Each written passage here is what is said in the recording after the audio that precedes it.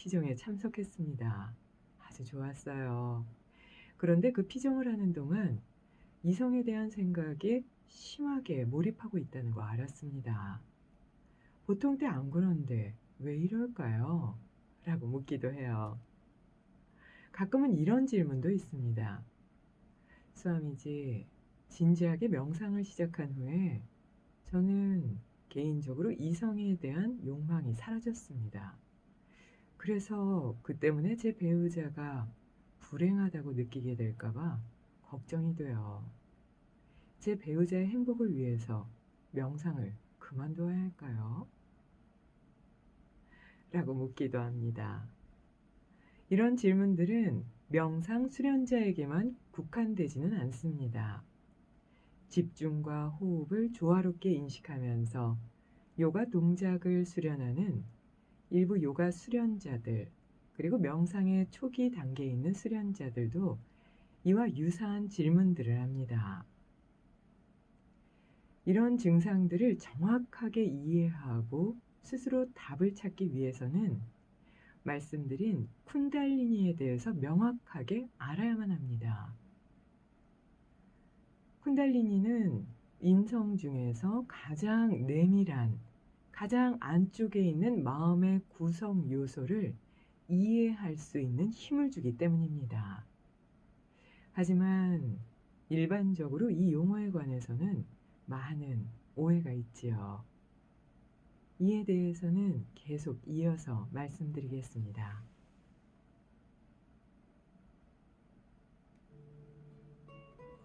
네, 안에 잠깐 좀 들어가시고 의자 좀 보시고 1분 정도요.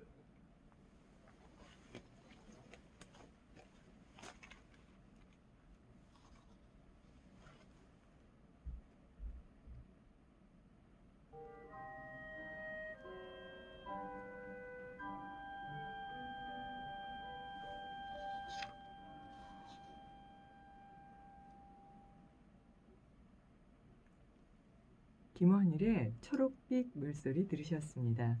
재밌는 얘기 해주셨죠? 갑자기 이제 좀 마음이 확 풀어질 만한 어렵지 않은 그런 내용들을 쭉 말씀해 주셨는데요. 많이 공감이 되는 게요. 이 얘기하면은 조금 상대방이 오해하지 않을까 하는 그런 질문들이죠. 그래서 많은 수행자들이요. 이거는 우아한 질문이 아니야 이러면 질문을 안 하고 망설인대요. 그랬다가 저분은 믿을 수 있겠다 이런 명상 지도자를 만나면 솔직하게 대화를 하는데 스와미지도 들은 질문 중에 이런 내용이 있습니다 하면서 이제 말씀을 해주셨어요. 이성에 대한 욕망을 느낀다. 이거에 대한 몇 가지 유형을 말씀해 주셨는데요. 명상 중에 아니면 명상하기 전에 아니면 명상 갔다 와서 그리고 어떨 때는 명상을 하지 않는 하루 종일 나는 너무나 강렬하게 이성에 대해서 집중하고 집착하고 있는데 어떡합니까? 라고 묻는 분들도 있고 또 가끔은 나는 이제 이성에 대한 욕망이 끊어져서 같이 사는 배우자한테도 별로 관심이 없는데 그럼 명상을 하지 않아야 됩니까? 이런 걸 묻는다고 하셨어요. 근데 이러면 어떻게 해야 됩니까? 라고 물었는데 이때 답은 유일하게 쿤달리니 에너지를 이해하는 수밖에는 없다라고 말씀하셨죠. 그러니까 이게 막 약간 뭐 SF 같고 약간 어려운 뭔가 현실적이지 않은 뭐 그런 단어 아니야? 약간 이상적인 부분 아니야? 이렇게 생각하실 수도 있지만 이 책에서 말하는 쿤달리니라는 에너지는 약간 한의학에서 경락은 보이지 않지만 그 에너지가 흐르는 길처럼 그렇게 이해하는 우리 눈으로는 볼 수 없지만 분명히 명확히 흘러서 오장육부에 영향을 주고 그 영향이 마음에도 영향을 주는 것처럼 쿤달리니 에너지는 바로 그런 거기 때문에 경락이라는 단어를 외우듯 쿤달리니라는 단어를 이해해서 몸에 그리고 마음에 적용하면 그걸 이해할 수 있다 이렇게 말씀하시고 계시거든요. 그러니까 이런 단어를 명상 중에 내가 에너지 순환이 안 되거나 균형이 깨졌을 때 이렇게 좀 활용해야 되겠구나. 그러면 경락은 음양으로 또 안으로 밖으로 흐르는 것처럼 쿤달리니는 차크라를 타고 흐르는 그런 에너지 흐름이지 이렇게 하나의 에너지 체계로 이해하시면 좋을 것 같아요. 그에 대한 내용을 계속 말씀하시면서 오해가 많다, 오해가 많다 계속 하시는 건 그거 어려운 거 아니야? 그게 무슨 명상과 관계돼? 수행과 관계없는 거 아니야? 이런 말씀을 많이 들으시나 봐요. 그래서 "아 그거 오해야." 라고 계속 이렇게 따뜻하게 말씀해 주고 계신데요. 계속해서 스와미 베다의 쿤달리니 만나보겠습니다.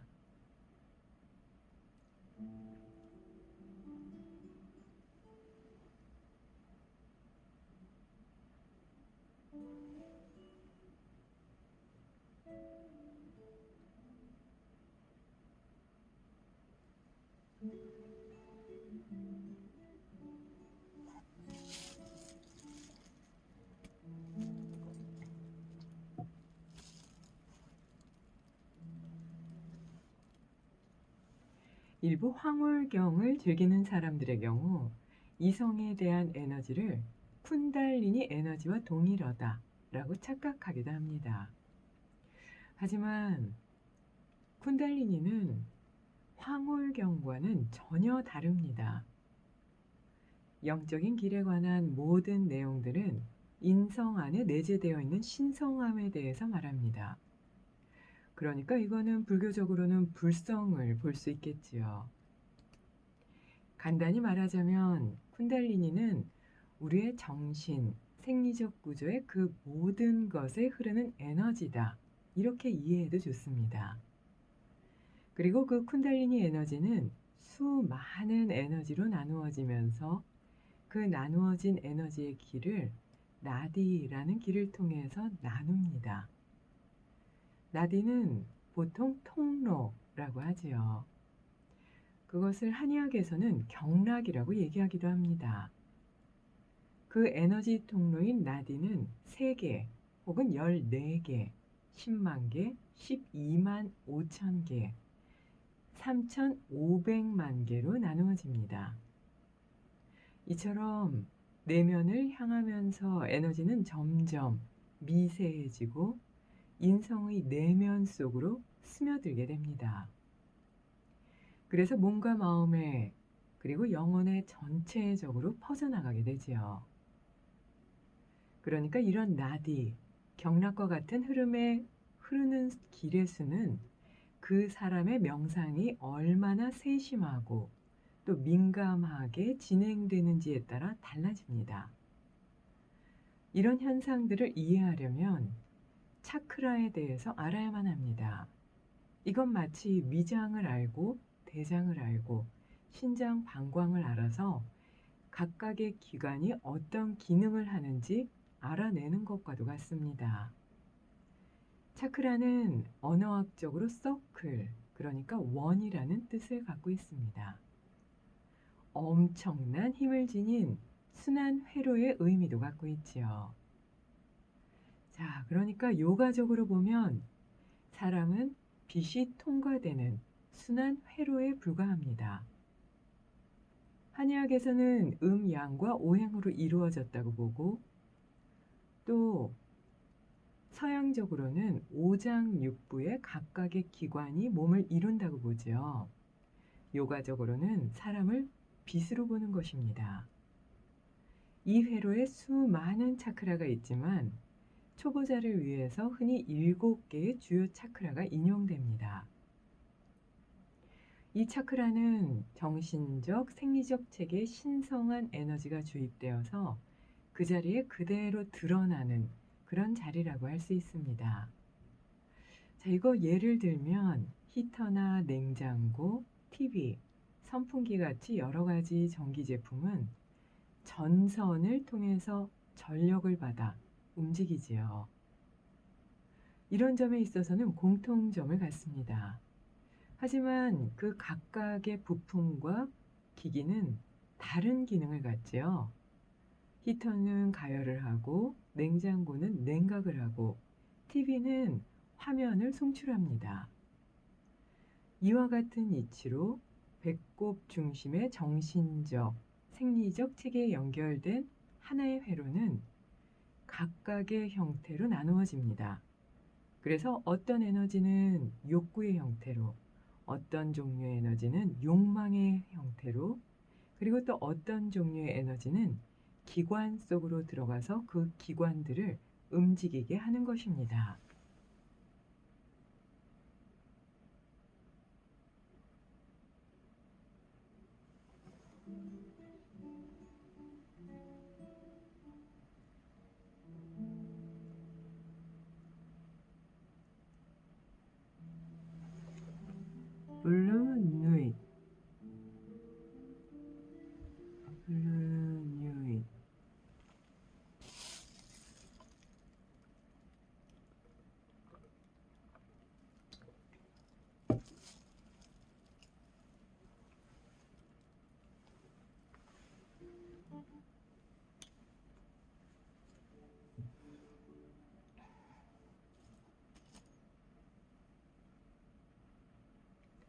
앙드레 가뇽의 연주곡 블루 누잇 들으셨습니다.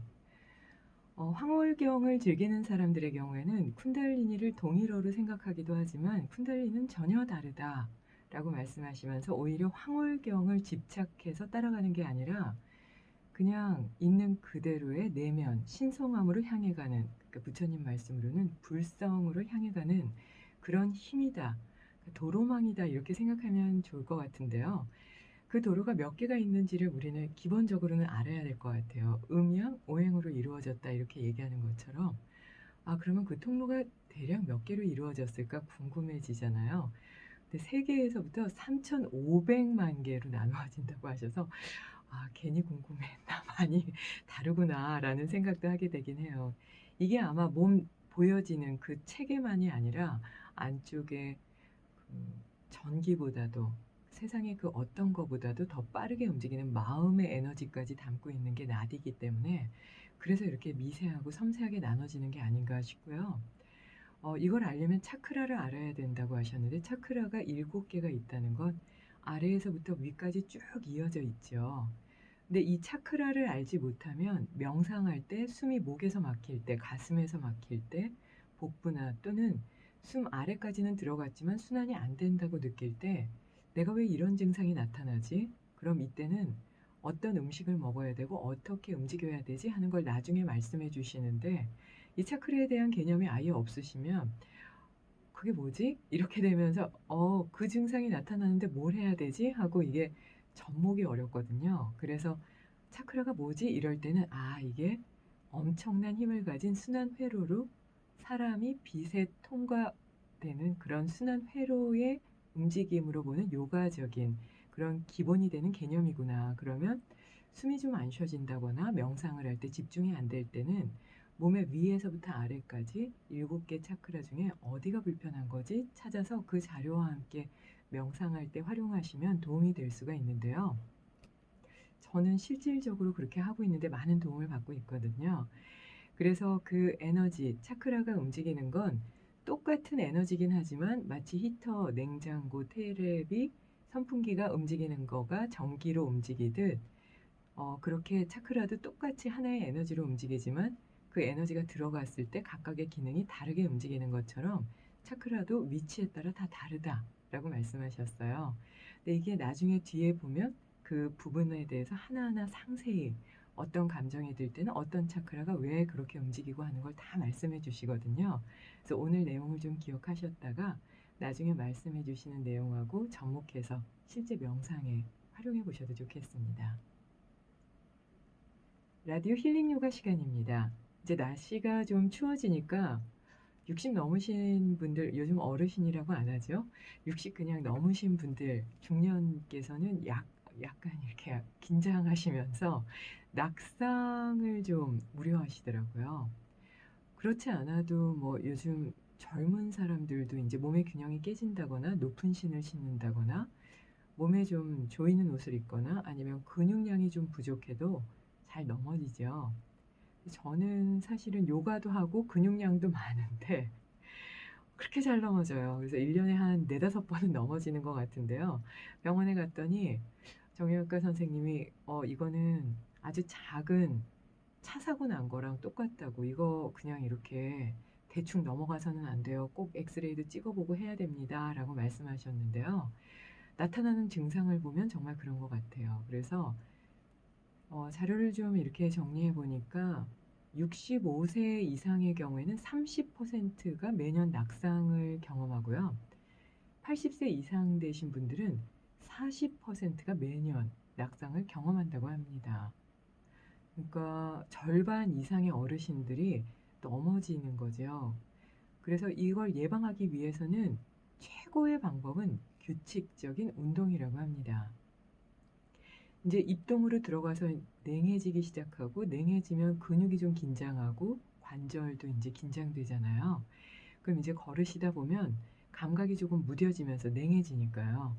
그러면서 이렇게 삐끗한다거나 이래서 발목이 다친다거나 무릎이나 고관절이 나간다거나 또는 앞으로 넘어지면 얼굴 전체에 상처를 입게 되기도 해서 이게 가볍게 봐서는 안 되는 그런 증상이라고 하는데요. 가장 좋은 건 예방하는 방법밖에 없는데요. 첫 번째는 천천히 걷고요. 보폭을 줄여서 걷고요. 그리고 이렇게 어르신들은 주위 환경을 이렇게 봤을 때 넘어질 만한 그런 물건들이나 건드릴 수 있는 그런 것들을 좀 치우는 게 가장 좋고요. 다니시는 길도 언덕이나 조금 미끄러운 길보다는 조금 돌아가더라도 운동한다 생각하시고 편안한 길을 가는 게 중요하다고 봅니다. 그리고 규칙적으로 근력 강화 운동과 함께 평형 감각 운동도 함께 하는 게 중요한데요. 운동을 하신 분과 하지 않은 분은 그 차이가 굉장히 크다고 합니다. 그리고 나서 인제 우선은 낙상이 안 되는 게 물론 중요하지만 좀 다치시고 나서는 뼈와 근육이 정상화될 때까지는 다른 운동을 하지 않고 좀 고요하게 이렇게 안정시켜 놓는 게 중요하다고 보는데요. 골 소실을 좀 줄이기 위해서는 우선은 좀 땀이 날 정도의 운동을 하는 게 도움이 되지만 운동 전에 발가락과 발목 그리고 무릎이라든지 고관절을 좀 푸는 게 중요하다고 보거든요. 그래서 우선은 자리에 앉아서 한번 같이 해 보실까요? 발목 뒤에 있는 아킬레스건에 이상이 오거나 발목 뒤에 있는 아킬레스건이 긴장되면 허리에 통증이 올 뿐 아니라 좀 걷기도 어렵고 몸 전체 이동 자체가 어렵다고 보거든요. 그래서 자리에 앉아서 다리를 앞으로 쭉 뻗으시고 발가락을 천장으로 향하게 했다가 뾰족하게 만드는 발목 운동을 가볍게 하는 것만으로도 많이 도움이 되는데요. 어르신들의 경우에는 서서 하시는 것보다는 누워서 하신다거나 또는 조금 더 근력을 기르려면 앉아서 하시는 게 도움이 되고요. 의자에 앉아 계실 때는 다리를 앞으로 쭉 뻗어서 발끝을 들고 내리게 되면 복부도 강화되고 등 근육도 강화되기 때문에 근력 운동과 함께 발목 운동이 되니까 의자에 앉아서 하시는 것도 좋은 방법이 될 수가 있어요. 그래서 발가락을 이렇게 움켜쥐듯 꽉 오므렸다가 쭉 펴고 꽉 오므렸다가 쭉 펴보시고요. 꽉 오므린 상태에서 발끝을 앞뒤로 움직이시고 시계 방향으로 돌리고 반대로 돌리시고요. 다시 발끝을 쭉 편 상태에서 발끝을 앞뒤로 움직이고 원을 그리는 거예요. 이래서 발목의 긴장을 좀 풀고 나서요. 편안하게 등을 대고 누워서 팔다리를 천장 쪽으로 향하게 해서 막 털어주는 것도 도움이 될 수가 있거든요. 그리고 나서 뭐 버스를 기다린다거나 지하철을 기다린다거나 하실 때도 의자에 앉아서 하셔도 좋고요. 또는 약간 벽에 기대서서 하셔도 도움이 될 수 있으니까요. 시간이 날 때마다 반복해 보셨으면 합니다. 자, 그럼 명상 음악과 함께 낙상 예방에 도움이 되는 방법 함께 해보실까요?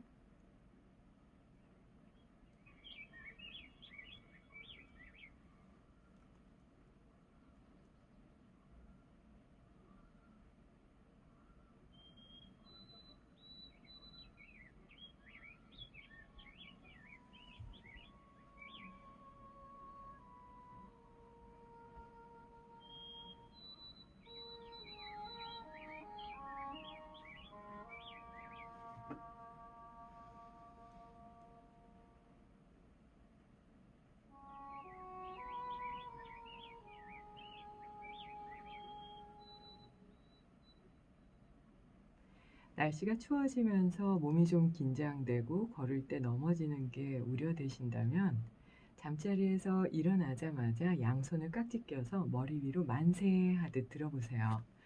그래서 숨을 마시면서 깍지를 최대한 위로 드시고요. 발끝을 아래로 쭉 늘려서 몸을 위아래로 쭉 당긴 상태에서 발끝을 천장 쪽으로 당겼다가 앞으로 뾰족하게 쭉 늘리는 동작을 10번 정도 반복합니다. 발끝을 위아래로 천천히 움직여 보세요. 하나, 둘, 셋, 넷, 다섯 정도의 속도로 10번 정도 반복하시고요. 다시 바깥으로 원을 그리고 안쪽으로 원을 그리기를 한 2, 30번 하시면 아마 잠도 좀 수월하게 깨게 되고요. 몸 전체의 긴장을 푸는 데도 도움이 될 수 있습니다. 그리고 몸을 측면으로 기울여서 천천히 자리에 앉아 보세요. 자리에 앉아서 오른쪽 복사뼈를 왼쪽 허벅지 위에 올리고 왼손으로 오른쪽 5발가락을 사이사이에 끼워서 깍지 낀 발가락을 앞뒤로 크게 원을 그리면서 움직입니다. 손가락과 발가락을 낀 상태에서 움직이게 되면 발등과 발바닥, 그리고 발목과 종아리까지 긴장이 풀리면서 허리 뒤쪽에 오는 통증까지 완화시킬 수 있으니까요. 손가락 하나하나를 발가락 사이사이에 꼭 맞게 끼워서 움직입니다. 그리고 반대도 똑같은 방법으로 반복해 보세요. 발목과 발바닥, 발등이 편안해지면 그대로 다리를 앞으로 쭉 뻗은 상태에서 양손을 등 뒤로 가져가서 손끝이 엉덩이 쪽을 향하게 하고 다시 한번 발끝을 천장 쪽으로 당겼다가 쭉 앞으로 내리는 발목 운동을 10번 정도 반복합니다. 그리고 자리에 편안하게 앉아서 들어가고 나가는 숨의 흐름과 함께 편안한 명상의 시간을 가져보세요.